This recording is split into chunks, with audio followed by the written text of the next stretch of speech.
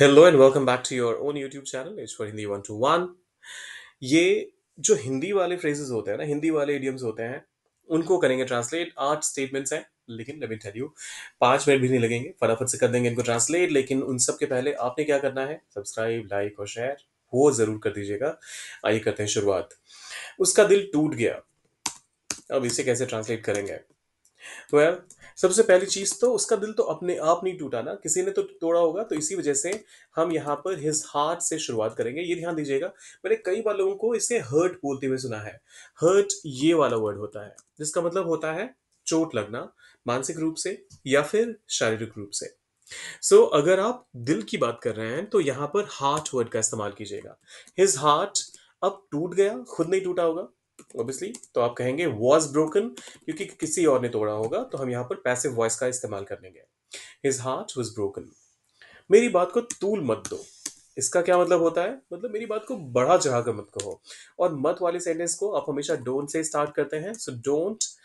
अब बात को तूल देना या फिर बढ़ा चढ़ाकर आगे पेश करना, इसके लिए आप कहते हैं blow my words out of proportion. Don't blow my words out of proportion. Don't blow my words out of proportion. उसने मेरे कान भर दिए। well, ये तो बहुत कॉमनली होता है।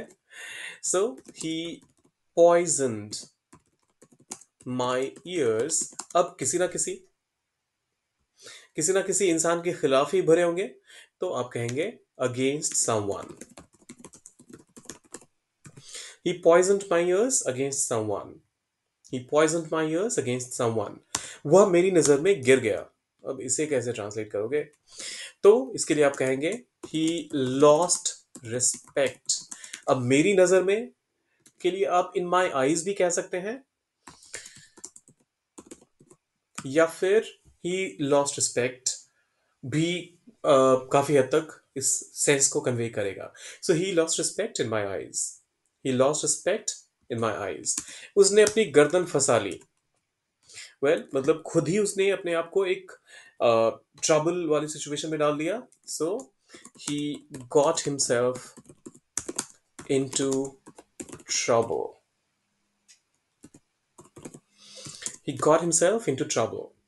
ही गॉट हिमसेल्फ इनटू ट्रबल। वह सारा काम कागजी घोड़े दौड़ा रहा था।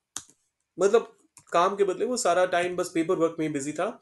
तो इसके लिए आप कह सकते हैं ही वॉज जस्ट डूइंग।